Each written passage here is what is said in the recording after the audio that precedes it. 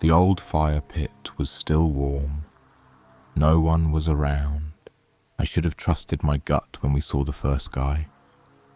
We were 4 hours deep into the Cascade Mountains. My buddies, Caleb and Marcus, had found this spot through some backpacking forum.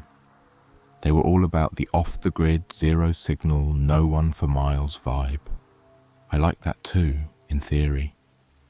In practice, I was the one double-checking that we had enough water filters and backup headlamps. The kind of guy who reads all the Amazon reviews before buying a damn compass. Anyway, it was mid-September. Cold enough to wear fleece, but not cold enough for snow. The trees were tall and close, the kind of dense, where everything echoes weirdly, like the forest holds sound too long. We hiked in with 50-pound packs, full REI kits, and a Yeti cooler we dragged like idiots over the worst trail known to man. We set up camp just before sunset. By the time the fire was going and Marcus was roasting marshmallows over half-burnt kindling, I realized something was off. The fire pit. It was old, but the ashes weren't cold. The stones were warm to the touch. No one said anything at first. I just poked the ashes with a stick. Still a few embers glowing. Not recent, maybe an hour or two old. But it was weird. We hadn't passed a soul for miles. No parked cars, no other tents. Caleb joked that maybe some off-grid nudists had just wrapped up their marshmallow orgy and hiked out naked. But something felt off. That night, I barely slept. At one point, I thought I heard twigs snapping outside the tent. Not animals. Heavy steps. I whispered to Caleb, but he was out cold and I wasn't about to unzip the tent just to find a raccoon staring me down. Next morning, Marcus was already up when I crawled out. He said, "Dude, you're not going to believe this," and pointed to the tree line. There were footprints. Not bear tracks, human boots, worn treads, coming from the woods, stopping about 10 feet from our tent, then going back the way they came, not circling, not walking past, just straight to us, then straight back, like someone had come to look. Caleb said it was probably one of us going for a piss, but the prints were deeper, bigger than any of our boots, and none of us left during the night. We chalked it up to some hunter, maybe a lone camper. But that evening, when we went down to refill the water jugs, I noticed something else. On the trail down to the stream, a few branches had been tied together. Just 2 or 3 sticks, lashed with what looked like black shoelace, hanging like a charm. Weird thing was, it hadn't been there the day before. I swear it. I showed it to Marcus. He said, "Some hiker trying to be artsy?" But even he didn't believe that. That night, the woods felt quieter. No wind, no bugs, just fire crackle and our paranoid silence. I took first watch.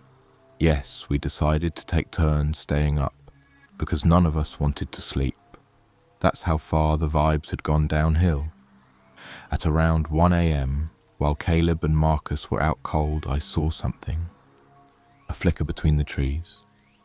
Someone had lit a small fire maybe half a mile out, just barely visible through the black shapes of the trees. Then it went out. Just like that. Gone. When I told them in the morning, Caleb got pissed. Said I should have woken them. But what was I going to do? Lead a midnight recon mission through pitch black woods. Then we found the dead squirrel. It was right outside the tent. Neck snapped, laid down on a flat rock like someone had arranged it. It wasn't fresh, blood had dried, and there was a black thread wrapped tight around its legs, like binding. Caleb gagged. Marcus straight up said, "Nah, we're done here."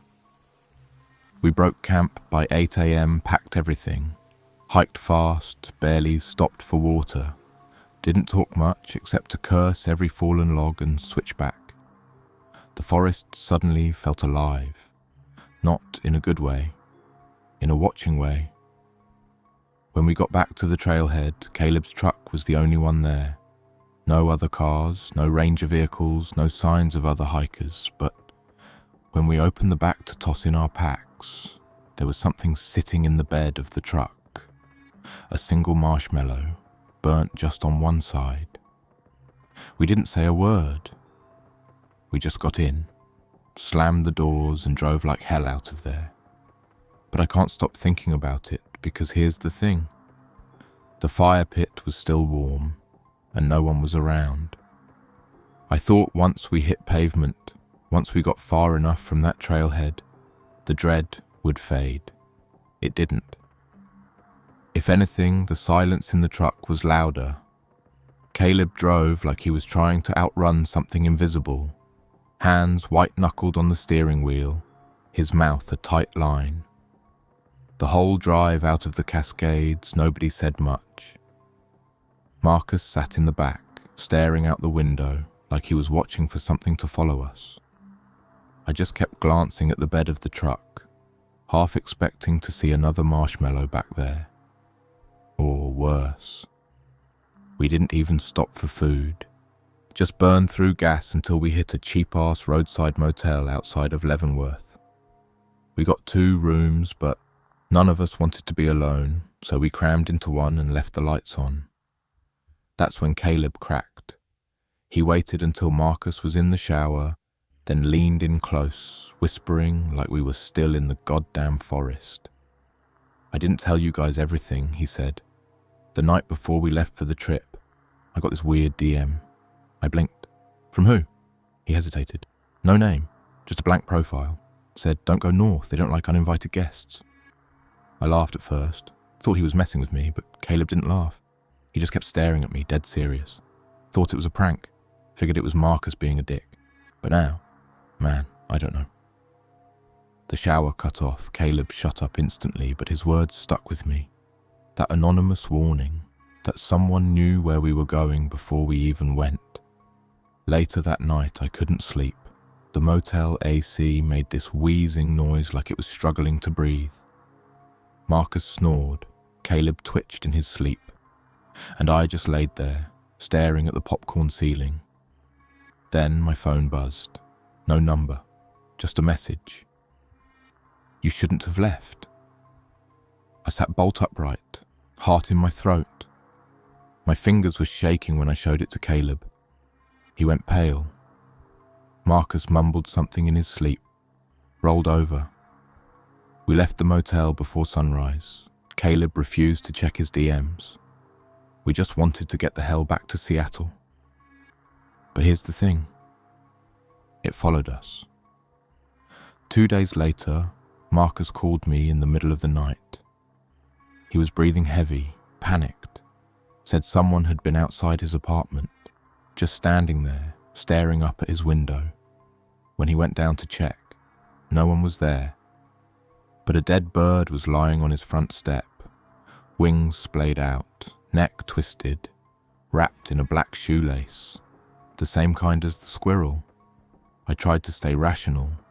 Maybe it was coincidence, maybe some freak neighborhood psycho. But then Caleb went dark. Just stopped answering texts, wouldn't pick up calls. Then I got an envelope, no return address. Just sitting in my mailbox one morning. Inside was a single photo, a shot of our campsite, our tent, our fire pit, taken from a distance, through the trees. And in the lower left corner, just barely visible in the shadows, was a figure, standing completely still, no face visible, just a silhouette, watching. It wasn't one of us. And the timestamp? It was taken the night before we found the footprints. I'm not making this up. I wish I were. Every part of me wants to believe I imagined it, that I'm losing it. But I know what I saw. I know what we felt. We weren't alone in those woods. And whoever was out there, they knew us, followed us, picked us. This didn't end when we left the mountains. It started there. Marcus stopped showing up to work a week after the trip. Just stopped. His boss called me, asking if I'd heard from him. I hadn't. I called. No answer. Texted. Nothing. Finally, I drove to his place. The front door was unlocked. That was the first bad sign. The second was the smell. Something between rotting food and damp wood. Inside, his apartment looked ransacked, like he'd either left in a hurry or someone had gone through it. But there wasn't any sign of a struggle. Nothing broken, nothing stolen.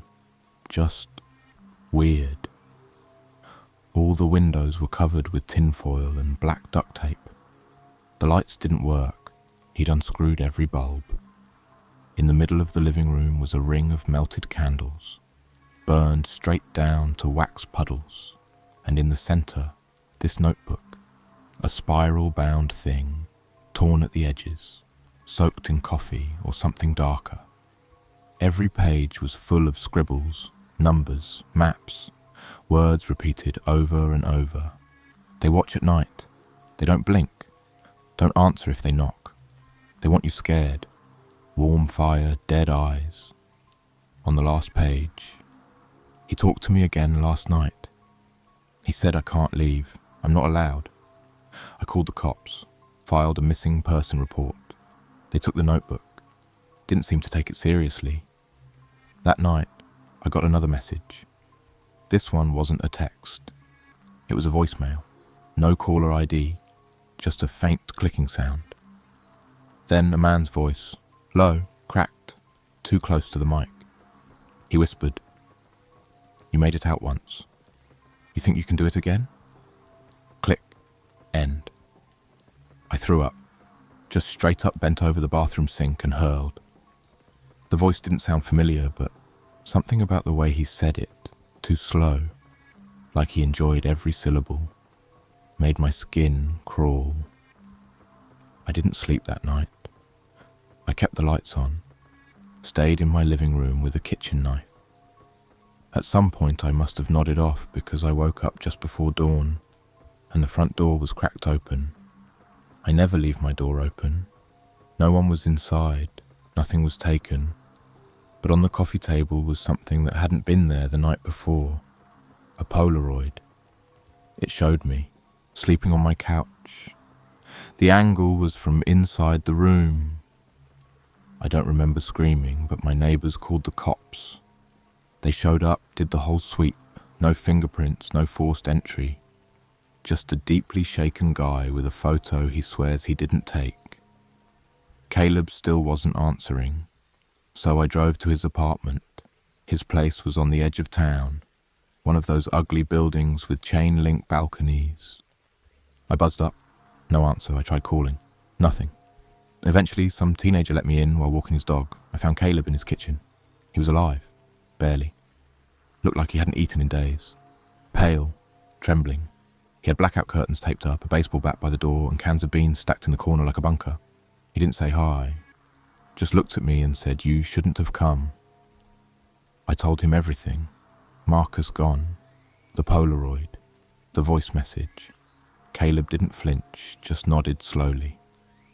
"I saw him again last night," he said. "Who?" He looked me dead in the eye.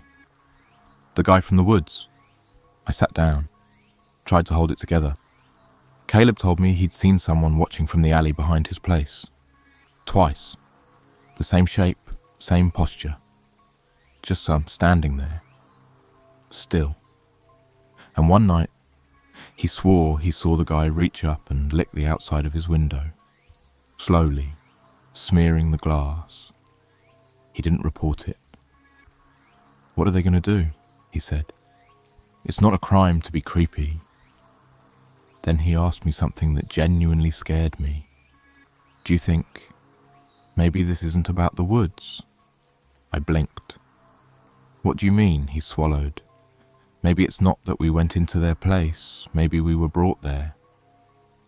The way he said it, not like a theory, but like a memory, chilled me because the more I thought about it, the more it made sense.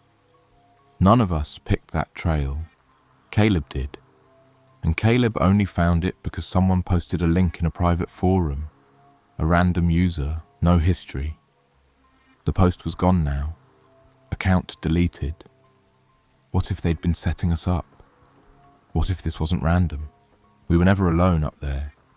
And now we're never alone down here either. Marcus was declared missing for 30 days before they closed the case with a shrug. No signs of foul play, no suicide note, no witnesses, just vanished. The cops chalked it up to mental health, said maybe he went off grid. People do that, you know, the detective said, like it was a common Tuesday decision, to torch your life and leave without shoes or wallet. But I couldn't let it go, because the day after they closed the case I got a letter. No stamp, no return address, just slid under my apartment door. Inside, a piece of bark, curved, dry from some kind of pine, and scratched into it with something sharp was one word: back. That night I couldn't stay still. Every window I swore I saw someone just out of frame. Every time the floor creaked I jumped. I didn't even turn on the lights, just sat in the kitchen with my phone flashlight and a hammer, trembling like a lunatic. By morning, I knew what I had to do. I texted Caleb, "We need to go back. I don't care how insane that sounds." He replied in under a minute, "I know." We didn't tell anyone. Didn't pack like last time, just the bare minimum. Food, water, flashlights, one tent between us, and weapons. I brought a hatchet. Caleb brought a pistol he wasn't even sure worked. We drove back into the Cascades like ghosts, barely speaking. The trailhead was exactly how we left it, except for the new tire tracks. Not ours. Not the Rangers. Too wide, too deep. Like someone with a truck had been there recently and not just passing through. The tracks circled like they'd waited. We hiked fast, no talking, no music, nothing. And from the moment we stepped into those trees, I swear, it was like they knew. Every branch seemed to creak louder. Every shadow moved slower. There were no animals, no birds, just wind through two still trees. We reached the campsite by late afternoon. The fire pit was still there. But now there were two, side by side. Ours, half collapsed, scattered with ash. And another newer, tighter ring, perfectly built, with a stack of fresh wood beside it, and a Yeti cooler, just like ours. We hadn't brought that. Caleb walked over slowly, flipped open the lid. Inside were three things. A single Polaroid, Marcus, sitting at the old fire, eyes wide, like someone had snapped the photo while he was mid-scream. A knife. A severed deer hoof, still bleeding. We backed away. Caleb dry heaved. I couldn't move. I stared at the photo like it would change if I blinked hard enough. Then we heard it. Not a snap, not a footstep, a laugh. From the trees, a dry, throaty chuckle. Not loud, not wild. Just amused. Like we were the punchline. Caleb turned white, raised the pistol. I grabbed my hatchet. We stared into the forest, but there was nothing. Just trees, thick, unmoving. But we weren't alone, not anymore. Something had waited for us to come back. And now we had. We didn't camp. We didn't rest. We ran, hard, fast, no direction, just away from the fire pit, deeper into the woods. Stupid, I know. But something told me if we stayed one more second, that laugh would get closer. That voice would come next. We hiked until night. By then we were completely off trail, lost, cold, out of water. So we stopped, built a quick fire, ate dry granola, sat in silence, until we heard the music. A soft warbling hum, not from a speaker, not from a phone, a lullaby. Faint, distant, but undeniably human. It came from deeper in the woods, and it never stopped. Just repeated, over and over.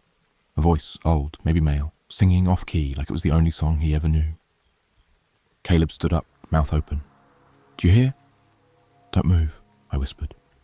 We sat there, frozen, while that song kept playing. No footsteps, no twigs snapping, just that lullaby, floating. And then, in the flickering firelight, we saw something. A figure, standing just beyond the light. Still, silent, facing us. Too far to make out details, but close enough to know it was there, watching. We didn't sleep, just waited for the sun to rise. But it didn't. We waited and waited, and the sky never got brighter. The forest just stayed dark, like morning never came. We weren't asleep, we weren't dreaming. The sun just didn't come up. The fire had burned down to coals. Caleb was sitting beside me, knees pulled to his chest, eyes bloodshot and wide like he hadn't blinked in hours. I looked at my watch. 6:12 a.m, then 7:34, then 8:41. Still pitch black. No stars, no moon, just endless, suffocating dark between the trees. Something's wrong with this place, Caleb said, his voice shredded. It's not just them. The forest itself, it's not right anymore. We decided to move. Staying still felt worse. We packed up, didn't bother putting out the coals. Let it burn. We just walked. Followed the slight downhill grade, hoping to find a stream, a clearing, something. After hours, how many, I don't know, we saw movement, lights, warm yellow glows through the trees. Not flashlights, lanterns, 4 of them, all in a perfect square, maybe 30 feet apart. And in the centre, a man, sitting cross-legged, no shirt, no shoes, just jeans, head shaved, back toward us. He wasn't doing anything, just humming. The same lullaby from the night before. Caleb raised the gun, whispering, "Hey, you okay?" The man stopped humming, slowly turned his head, but only part way. "I know you," he said. His voice wasn't loud, but it carried. No echo, just this flat, deadpan sound that felt like it bypassed your ears and just settled in your spine. "You were watching us," I said, trying to sound firm. He smiled, still not facing us. "I watch lots of people," he said, "but I only keep the ones that don't belong." I stepped closer, hand tightening on the hatchet. "Where's Marcus?" He didn't move, just tilted his head. Which one was Marcus, the screamer? Caleb lost it. He charged. I shouted, "No!" but he was already swinging the pistol. The man didn't flinch, didn't even get up, just whispered, too loud. That's when the woods exploded. I don't know how else to explain it. Something hit Caleb from the side, hard, fast. I didn't even see it. Just a blur. He hit the ground, screamed once. Then it was quiet. I ran. Not toward him, not toward the man. I ran. Cowardly maybe, but I knew if I stayed, I wouldn't walk out. Branches tore my face. Roots tripped me. I don't know how long I ran before I stopped, gasping, legs burning, lungs tight. That's when I heard it. Breathing. Right behind me, not fast, not panicked, just slow, steady breaths. I spun around. Nothing. But there, in the dirt by my feet, footprints, bare, human, toes spread wide, pointed toward me. They hadn't been there 5 seconds ago. I collapsed against a tree, tried to calm my heartbeat, tried to remember how to breathe. Then I heard a voice, whispered, like someone's lips were an inch from my ear. "You brought it with you." I screamed, swung the hatchet wildly, hit nothing but air and bark. Then silence. Dead silence. Even the wind was gone. I stayed there for what felt like hours. Eventually I heard a new sound, a low groaning, metal grinding against something, repeating, rhythmic. I followed it. That's when I found the cabin. It wasn't marked on any maps, just tucked into a clearing, half sunken and rotting.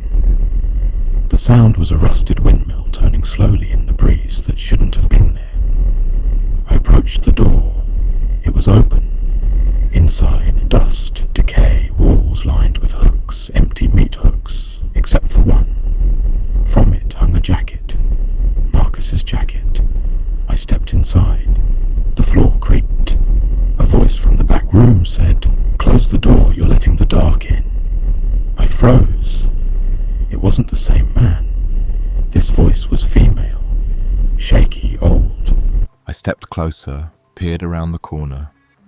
There she was, an old woman, or what looked like one. Skin paper-thin and blue-veined, hunched over a table, stirring something in a pot. No lights, but the liquid inside glowed faintly. "You came back," she said. I didn't answer. She stirred slower. "It never leaves you. You think it ends when you leave the woods, but it follows, lives in your bones, in your breath." I whispered, "Who are you?" She finally turned around, and that's when I saw her eyes were sewn shut with black thread, and she was smiling. "Ask me the question," she said. "What question?" She took a step forward. I stepped back. She whispered, "Are you ready to see what it's really like to never leave?" Then the windmill stopped. Every lantern I'd seen earlier flared in my mind. Every face, every footstep, the warm fire, the cold marshmallow, the click on the phone, the squirrel, the photo, the bark. It all pointed here. This wasn't a place you found. It was a place that found you. And now, it wanted me to stay. I don't remember leaving the cabin. One minute I was staring into the face of that old woman, her stitched eyes, her cracked lips, her awful grin. And the next, I was on the forest floor, hands bleeding, mud in my mouth. The cabin was gone. I swear it had been there. But when I turned around, it was just more trees, pine and moss and cold silence. And the forest was lighter now, not bright, not daylight, but dim, like the sun had finally remembered it had a job. I didn't know if I'd been out there for a day or 3. My body ached in ways that didn't feel earned. My brain felt cracked in half. I started walking. I walked toward the noise, not the singing, not the laughter, toward the sound of wind, something real, something alive. Eventually, I found the trail again. I recognized the bend in the path, the dead log, the cigarette butt Marcus had flicked, still there in the dirt like no time had passed at all. But I didn't make it out. Not that day, because just before I reached the trailhead, maybe 50 feet away, I heard it. The crunch of boots on gravel. I turned and saw someone standing by the edge of the woods. Not the man from before, not the old woman. Me. It was me. Same jacket, same cut above the eye from the night I ran. I just stood there, watching. No expression, no sound, just watching. And behind him the trees shifted. Something tall moved between the trunks, silent, thin, blurred at the edges. One of them, all of them. I blinked, and he was gone. But the trailhead was right there, and I ran. I didn't stop until I hit pavement, didn't stop until I saw the road, didn't stop until I collapsed in the dirt beside Caleb's truck, empty, rusted, cold, like it had been sitting there for weeks. No sign of Caleb, no sign of anyone, just one thing. On the driver's seat, placed carefully and facing forward, a marshmallow, burnt on one side. That was 2 years ago. I've moved 4 times since, changed my name. I keep the lights on at night. I don't go near the woods. I don't talk about Marcus or Caleb I don't answer unknown numbers, but sometimes I still hear the lullaby. In dreams, in static, in the wind when it shouldn't be moving. Sometimes I wake up and there's dirt on my feet, and every once in a while I find footprints around my bed, barefoot, toes spread wide, facing me. I don't know how many people they've taken. I don't know what they are. But I do know this. The fire pit was still warm, and no one was around. Except someone was. They always are. And someday, they're going to want me back. Our phone recorded voices we didn't hear. I don't know if I'm going crazy or if what happened was real. But if you're reading this, just know I'm not the kind of person who jumps at shadows or believes in weird internet stories. I'm the guy who laughs at horror movies and sleeps fine in a thunderstorm. But last October, I barely made it out of the Tetons with my sanity, and maybe my life. It started as a simple camping trip. Me, my girlfriend Jamie, and our mutual friend Chris. We'd planned it for months. No signal, no people, just us.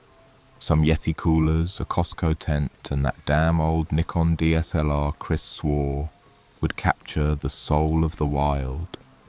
The first night felt magical. Crisp wind, distant owls, campfire smoke curling into the black sky. We cooked foil-pack meals and passed around a metal flask filled with cheap bourbon from a gas station near Jackson Hole. We joked, laughed, roasted marshmallows. Even the silence between us felt sacred, but something started to feel off by the second day. It was nothing concrete, just tiny things. Chris swore his GPS watch showed steps around our tent that didn't match any of ours. Jamie thought she heard someone coughing in the woods while she peed that morning. We shrugged it off. Maybe it was another hiker, maybe animals. The Tetons are wild. You can't be paranoid about every crack in the branches. Still, that night I couldn't sleep. I kept staring at the thin tent fabric and thinking about how easily a knife could slip through it. That's when I heard it. A long, slow crunch of leaves behind us. Then a pause. Another, closer. I held my breath. My hand crept toward the hunting knife under my pillow, but the noise stopped. After maybe a minute, I peeked out. Nothing. No wind. Just trees standing like frozen shadows. The next morning, Jamie's face was pale. She said she couldn't sleep. Said she heard whispering near her ear inside the tent. Chris tried to laugh it off, but I saw him checking his camera memory card like he was hoping it caught something, or hoping it didn't. That's when we found the voice memo. I didn't remember recording anything, but our phone, mine, had a file from 3:14 a.m. just titled Voice 2002-23102. I pressed play. Silence at first, then static, then breathing. Close, too close. And a voice, raspy, male. Don't move. The sound of something scraping fabric, then a faint giggle. The file ended. My stomach turned to ice. Nobody had touched my phone. It had been zipped inside my sleeping bag under my back. That's when Jamie said it. I think someone was inside the tent. We didn't speak for a while after Jamie said that. I think all three of us were stuck trying to make our brains bend around something that just didn't make sense. The idea that someone could have been in our tent, inches from us, while we slept.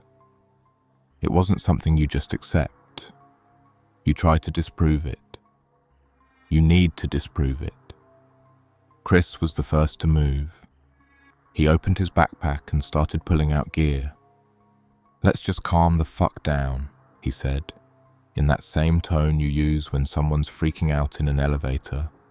Could have been a prank, a glitch in your phone, voice AI, who the hell knows? He kept talking, but I wasn't listening anymore. I was staring at the tent. That old green REI Base Camp 6. It had one zipper, no secondary lock, and enough room for someone to slide in if we were all asleep, and the wind covered the sound. I crawled over to it, inspected every inch. That's when I noticed the inner flap, the mesh, was still unzipped, just slightly. No one remembered leaving it open. Jamie whispered, "How could they get that close without waking us up?" I didn't answer, because I didn't know, because I didn't want to admit how deeply that question fucked with my head. We tried to laugh it off, eat something. Jamie made oatmeal over the jet boil and burned it. None of us really ate. Chris started going through his Nikon, and that's when he paused. "Guys, this picture wasn't here last night." He turned the camera around. It was a photo of our tent from the outside, taken at night. Flash on. You could see all three of us inside, silhouettes lit up by the lantern we'd left running too long. "I didn't take that," Chris said, his voice barely above a whisper. "My camera was in my bag the whole night. I zipped it up." We sat in stunned silence. And then something happened that made everything worse. The file disappeared. The voice memo from 3:14 a.m., gone, like it had never existed. I swore I didn't delete it, neither did Jamie. Chris double-checked the trash folder. Nothing. Jamie was shaking. "I'm done. I want to leave. I don't care if we just got here. This isn't normal. Someone is messing with us." Chris tried to calm her down, but he wasn't convincing anyone, especially not himself. That's when I noticed something else. There were footprints. They weren't ours. Too big, too wide, and not just leading to the tent. They circled it, like someone had paced around our shelter for hours. I followed them out into the woods. They stopped abruptly about 20 feet from our camp. No sign of turning around, just gone, vanished. No broken branches, no scuff marks, like whoever it was had just lifted off the ground and disappeared. When I turned back to the tent, Jamie and Chris were standing stock still. There was something hanging from the entrance flap, a piece of frayed yellow rope, twisted into a knot, the kind you'd see on survivalist YouTube channels or Boy Scout manuals. We hadn't brought any rope. Jamie just stared at it. "I saw that knot before," she said. "It was tied around the tree near the pit toilet yesterday. I didn't think anything of it. Thought it was from another group." Chris didn't say a word. He just walked over and cut it down with his multi-tool. I looked at them. "We need to go." But when we got to the trailhead, where we'd locked the bear canister, stashed some food, and left a few backup supplies, something was waiting. Propped up on the wooden signpost was my phone, balanced perfectly. The screen was black, but when I picked it up, the flashlight clicked on automatically. It lit up a message carved into the wood below it. Just 2 words. "Stay tonight." I don't remember making the decision to back away. It just happened. Like my body instinctively knew that looking too long at those words would do something to me I couldn't undo. Stay tonight. Jamie was the first to speak. "That wasn't there yesterday, I swear to God it wasn't."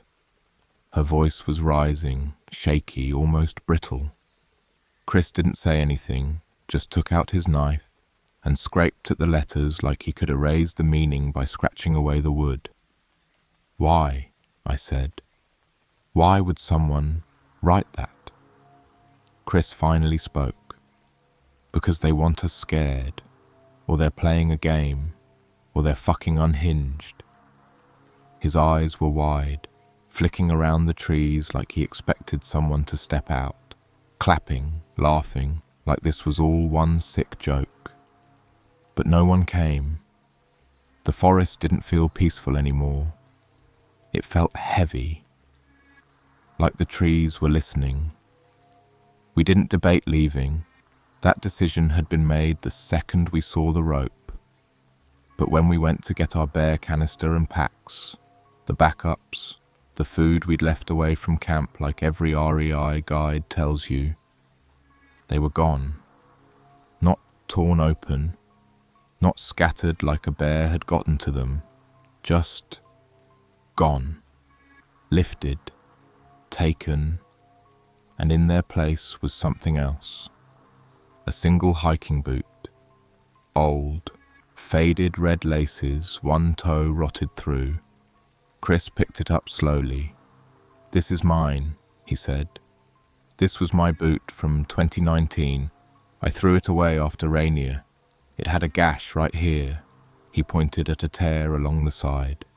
We stared at him. None of us knew what to say. "How is that even possible?" Jamie asked.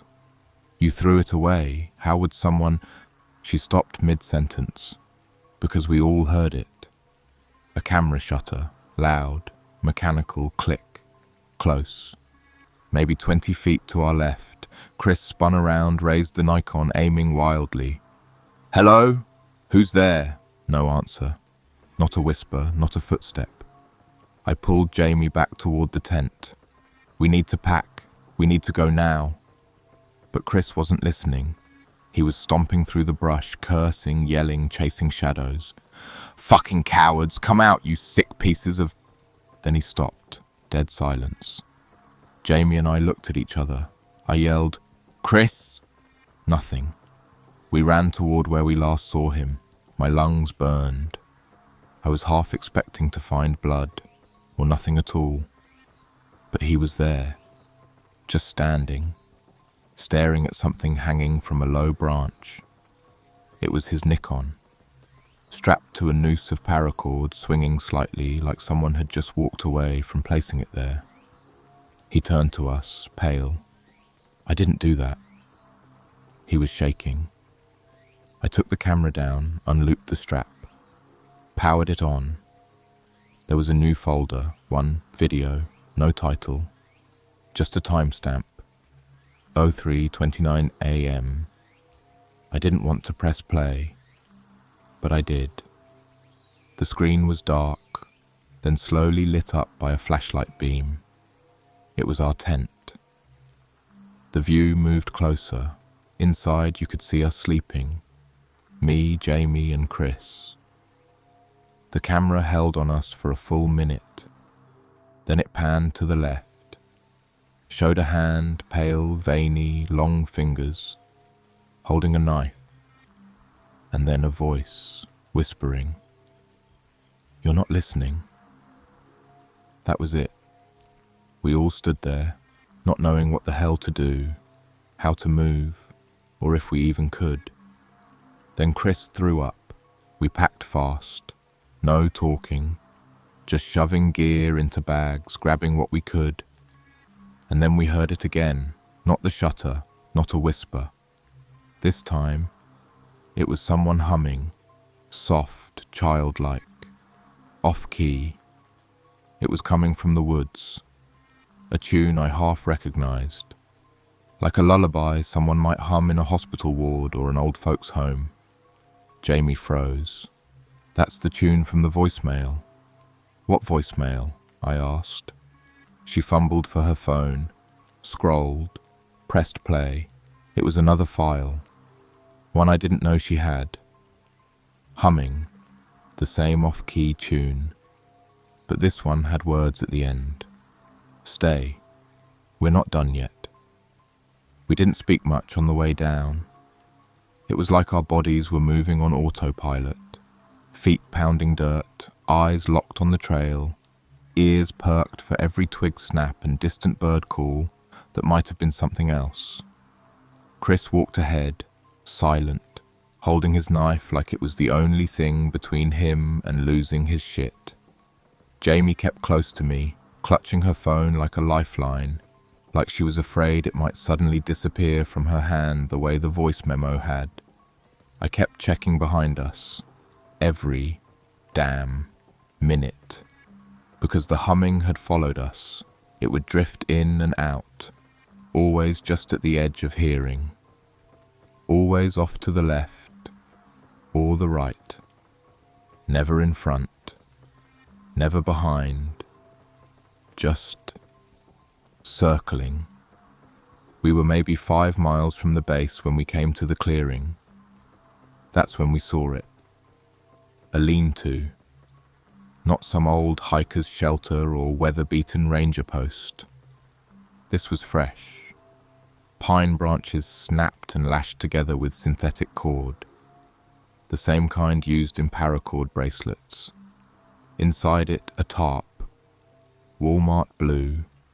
Weathered. Dirty. But not empty. There were photos. Taped, pinned, stuck into the wooden frame. Dozens of them. Some blurry, some clear. They were of us, eating, laughing, setting up the tent, Jamie washing her face by the creek, me pissing behind a tree, Chris lighting the stove, us sleeping. Each photo had writing, messy, scratched, like someone carved into the paper with a pen that barely worked. You don't lock your tent. You breathe so loud. Why did you stop singing? You smell like firewood. Jamie looks better with her eyes closed. Jamie gasped and backed away, almost fell. I caught her just before she hit the ground. Chris was frozen, scanning the walls. How long were they watching us? I wanted to answer, I really did. But I couldn't.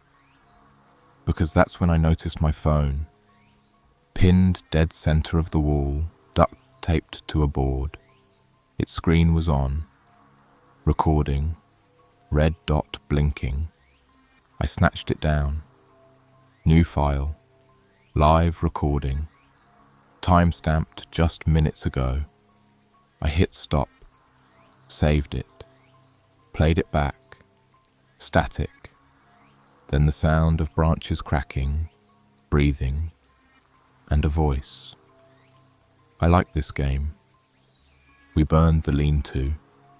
Maybe it was a stupid, panicked move. Maybe it was exactly what they wanted. To make us act out of fear, to make it personal.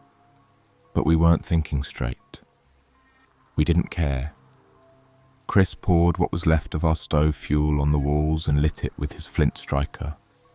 The photos curled and blackened fast. The stench of melting tape, burning plastic, sap. It filled the air and my lungs and didn't make me feel safer at all. As we watched it go up in flames, Jamie whispered, "What if they're watching us right now?" Chris scanned the woods with a manic look in his eye. "Let them. I want them to." I didn't respond, because I wasn't so sure anymore. We pressed on, faster now. The trail got harder to follow, more overgrown than I remembered. At one point, we lost the markers and had to backtrack. That's when we found the snare, a wire loop staked into the dirt, camouflaged, meant to catch animals or a leg. It was right in the middle of the trail. That's when it hit me. We weren't just being watched. We were being herded. "Back," I said. "Backtrack. We're not taking this trail." Chris looked like he was going to argue, but then we saw the second snare. This one was still open, but next to it was something else. A Polaroid photo. Jamie's face, taken from above in the tent while she was sleeping. On the back, in marker, "Don't ruin this. Stay." Jamie dropped it and started crying. Not loud, the opposite. Silent sobs, shoulders shaking. That was somehow worse. I put my arm around her. "We're getting out. I promise. Just hang on." We found a side path, barely a game trail. It wasn't on any map we had, but it felt like it led down. So we followed it. For hours. Until the sun started dipping and everything turned golden. Quiet.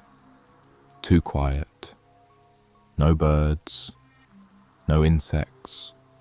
No wind. That's when we saw the cabin. Off to the side. Half collapsed.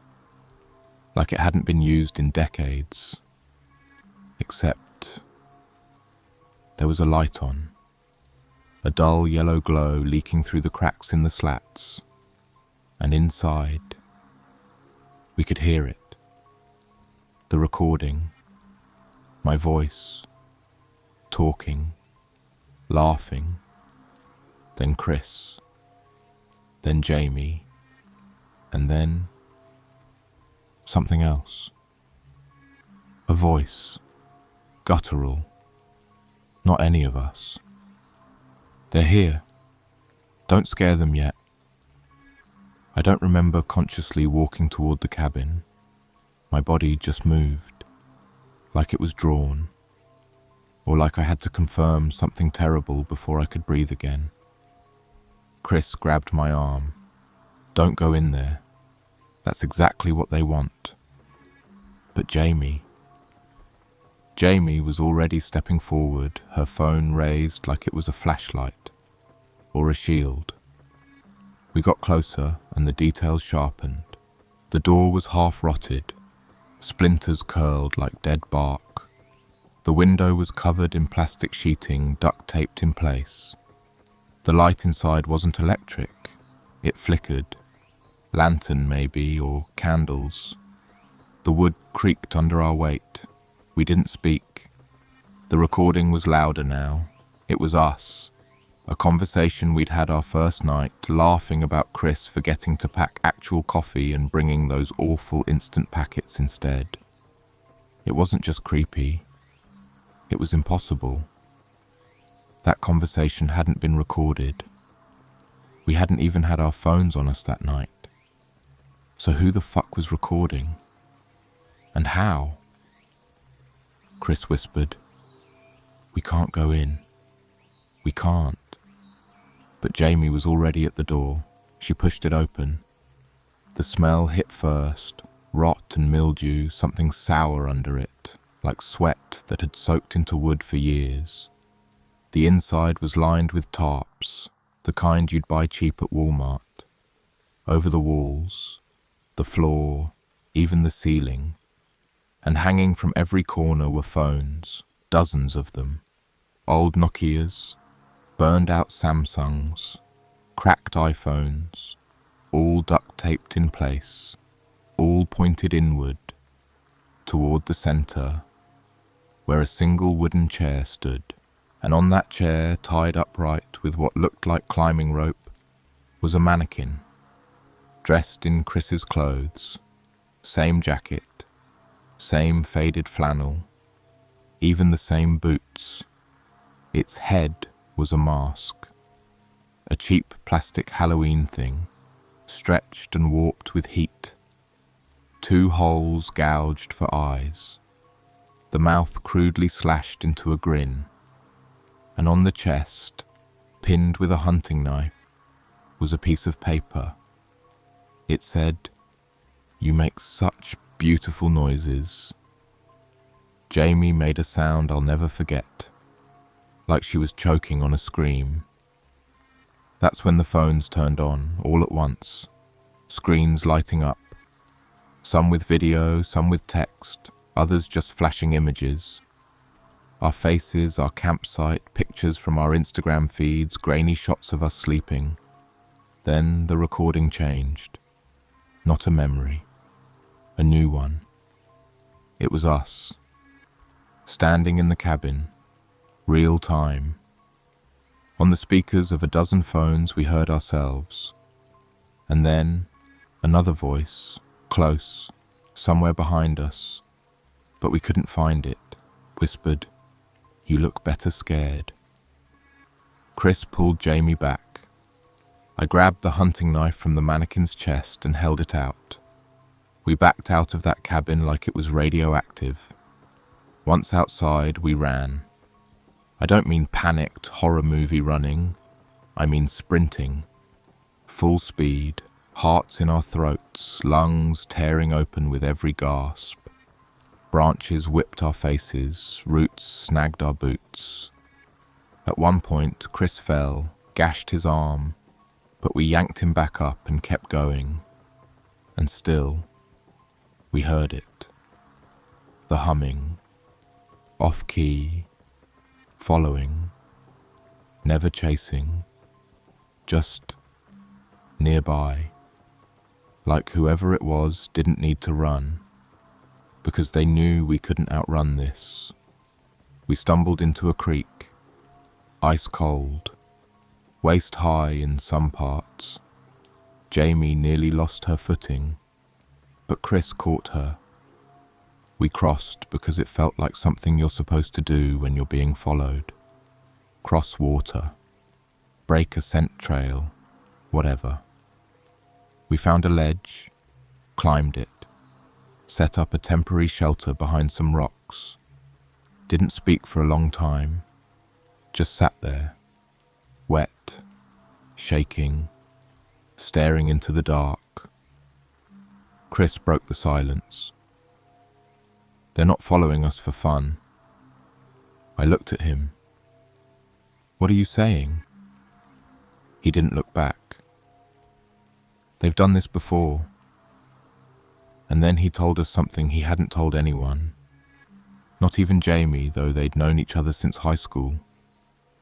2 years ago, Chris had gone camping alone, near Mount Baker. He'd never said much about it, just that it was uneventful. But now he admitted he'd woken up to the sound of someone breathing in his tent. No attack, no theft, just breathing. He never went solo again. Figured it was a drifter or some creep. But now he was sure it had been them, whoever they were, the collectors, the watchers, the listeners. The only thing he remembered from that trip was a word carved into a tree nearby. Wait. We sat in silence after that. Jamie finally asked, "So what do we do now?" No one had an answer. Until I checked my phone again. Another new file. This time not a recording, just a message. "You're getting close.